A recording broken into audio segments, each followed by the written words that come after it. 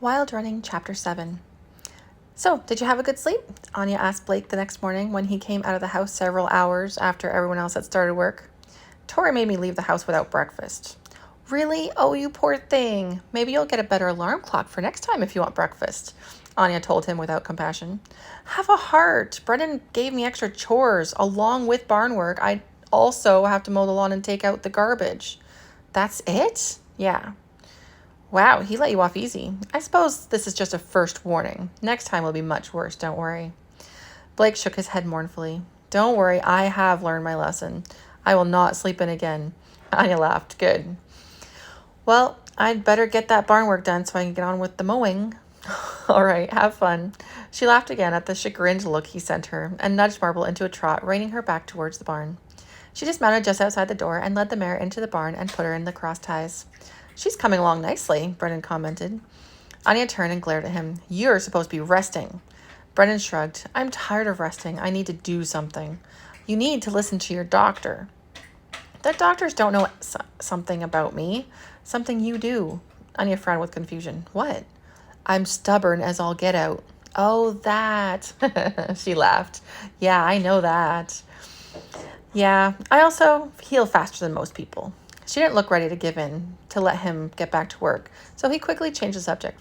So how's the new girl working out? She's bright, quick to learn too. Sam seems pleased with her progress. He's taking the same approach with her as you did with me once upon a time. She stripped off Marble's saddle and began brushing the light chestnut mare. April's a nice girl. I think you'll like her. What's her progress rate between 1 and 10? I'd say 5, and she hasn't been here long. Mind you, she has been working as a stable hand for several years. Could be better in that case. Your enthusiasm is overwhelming. Well, sorry for not getting back to my usual optimistic self. At that, Anya burst out laughing again. You optimistic? Hey, I have my moments. Not really. Brennan shrugged and took a breath. I heard from the registry office today, he said, keeping his tone casual as he broached the subject that had prodded him out to find her in the first place. Oh? Slate is now officially a registered purebred Canadian mare. Anya sighed her relief. That's great, Brendan. I'm going to go talk to Tori, come clean with her, and have her shred the fakes. Want me to come along? Might help. No, you finish up with Marble. I hear you have big plans after lunch. Anya groaned. I do, unfortunately. She had almost forgotten about the trip to the city Tori was all excited about. She was going to have to go get ready as soon as she was done with Marble. She finished currying Marble's chestnut coat and combed out her flaxen mane. She picked the hooves and put everything away in the tack room. While there, she grabbed a handful of grain to reward Marble for behaving. She undid the cross ties and led Marble out to the big pasture. She opened the gate and led the mare through, then unclipped the lead rope. There you go, darling, out with your friends, she told her, patting her on the shoulder affectionately. She watched Marble take off to join the rest of the herd and smiled at the sight. There was nothing more beautiful to her than a horse racing over the fields at a full gallop. Unless she was riding that racing horse, of course. That was better. She sighed as she closed the gate. It was time to go to the house and get ready. She didn't particularly want to go, but she would lend Tori the moral support she seemed to need. It wasn't every day they went out on a spending spree, so she might as well go along and do her best to enjoy. Mind made up, she started to the house. Hey, Anya, tell me something, Sam started as she crossed paths with him. Something. Sam chuckled. Ha ha, very funny. I thought so, she replied with a smile. He cleared his throat, and she realized that he was nervous. That sobered her. Sam was never nervous. In the years she'd known him, he was always confident about the workings of the ranch and with the horses. Okay, Sam, what's up? He cleared his throat again. Would you be interested in doing something with me sometime? He asked in a rush. What kind of something? She inquired, cocking her head at him with what she hoped was an encouraging smile. The excited flutter of her heart had her nerves acting up, and she couldn't be certain she pulled it off. Coffee? Sounds like fun. When? Excitement welled up despite herself at the idea of going on a date with Sam. What she already knew about him she liked, and she was looking forward to getting to know him on a more personal level, away from the ranch. How about tomorrow? Why don't we go out for lunch instead, she suggested, rather than taking extra time to drive out for coffee. It'll give us more time. He nodded. Perfect, he agreed, and hurried away. Anya hugged herself and rushed to the house. Sam asked me out, she told Tori without preamble as she burst into her room. Tori blinked. What? Sam asked me out for lunch tomorrow. Tori squealed and rushed to Anya to hug her. That's so great, she enthused, sincerely happy for Anya. That doesn't mean you can escape my plans for today, though, she warned. Anya laughed and followed Tori to the bathroom. Don't worry, I'm committed to our girly day, she said, even though she shuddered. Tori shook her head and pulled out their makeup bags, handed Anya hers. So, do you think you two will hit it off? Anya rolled her eyes like a teenager and began applying foundation. What? I'm serious. Just because you're both hard workers who are passionate about horses doesn't mean you'll have chemistry. Don't be ridiculous. He wouldn't have asked, and I wouldn't have said yes if there was no chemistry, Tori. Tori swiped mascara onto her already dark lashes, then shrugged. It could happen. You could have said yes only to prevent problems around here. That's my only concern. What do you mean? Well, if you and Sam start dating and things don't work out, chances are pretty good that he'll quit. Anya sighed. I hadn't thought of that. I figured we'd just go back to being friends. Tori brushed on some blush. Not that she needed it. I know you're both mature adults, but that's not a guarantee that things will go the way you hope. Anya put on some lip gloss and considered herself good enough, with that, a bit of bronzer, and a touch of foundation. She normally wouldn't and didn't wear any makeup, but she had committed herself to doing the whole girly deal with Tori. You're right, she shrugged on her way out the door to get changed. We'll just take it slow. It was another hour before they were both ready. Well, before Tori was ready. Anya had been ready as soon as she'd finished dressing, but Tori had been undecisive, and it had taken some time for her to pick out just the right outfit and shoes. So, are you ready to have some fun? Tori asked as they got into the car. As ready as I can be, I guess, Anya replied, staring out the window as they passed the fields of horses. Tori put it in gear, and they were on their way. Oh, come on, you look great, and once we've got some new clothes and shoes, we'll also feel great, Tori insisted. I don't need clothes and shoes to feel great. I feel great with what I already have. Besides, I really want to start putting up the indoor arena we plan on soon. I think if we can get the walls and roof on it this year, we can get it finished by spring. Tori sighed. We won't spend much, I promise. You don't have to buy anything if you don't want to. And I think we should save up and get the entire arena done next year rather than letting part of it sit over winter. Anya considered for a moment, then nodded her agreement. Did Brennan talk to you? Tori's face hardened. He did.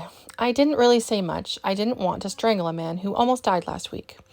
I was pretty upset when I found out about it too. I've forgiven him though, and you should too.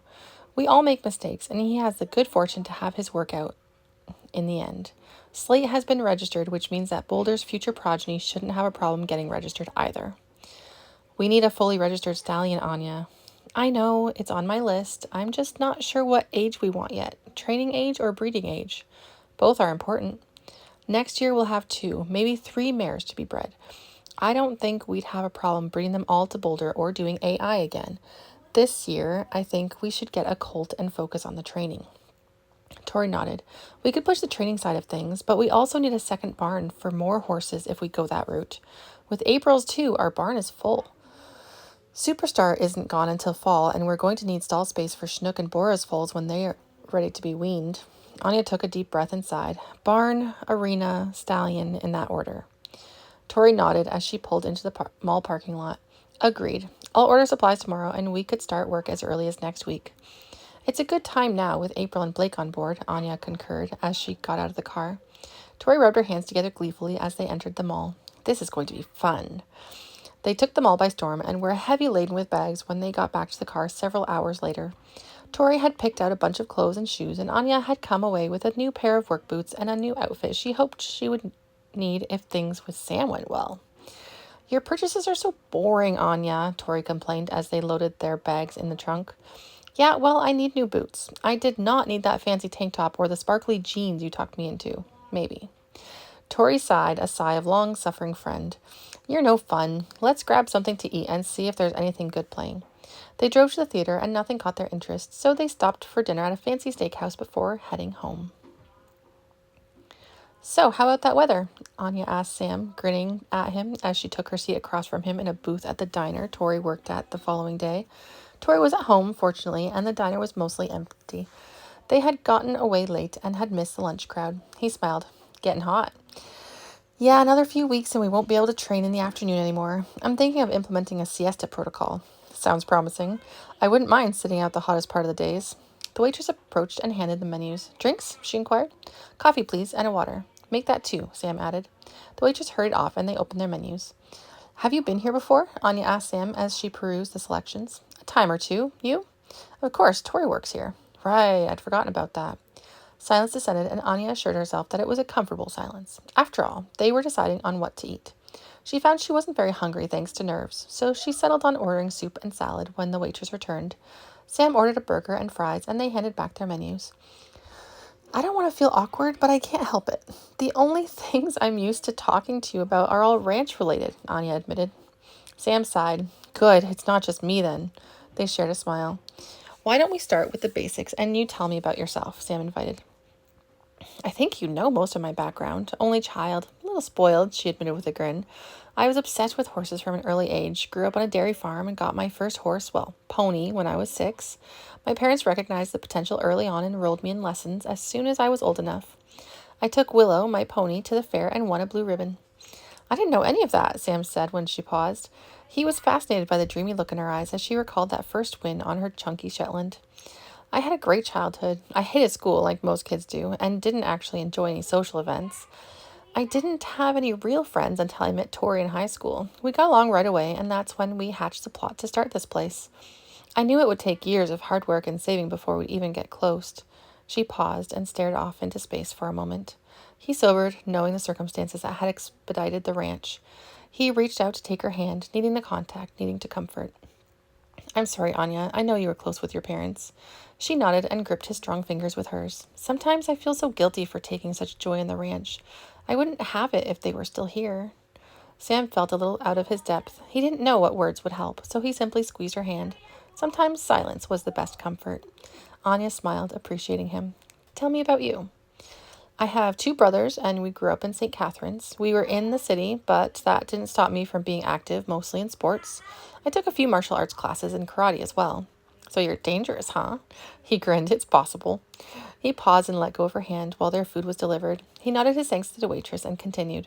When I was 15, I started taking horseback riding lessons, and my teacher felt I had a gift. I became more active at the barn and started doing chores in exchange for an extra lesson or two. When I surpassed most of the kids in my group, she put me in an advanced class and started working with me one-on-one. That's rather impressive. Thanks, it certainly boosted my ego, he replied with a wink and took a big bite of his burger. While he chewed, he reflected on those times. It was hard work, but his teacher had encouraged him and even talked to his parents about him. He was a natural, she told them, and his ability shouldn't be wasted.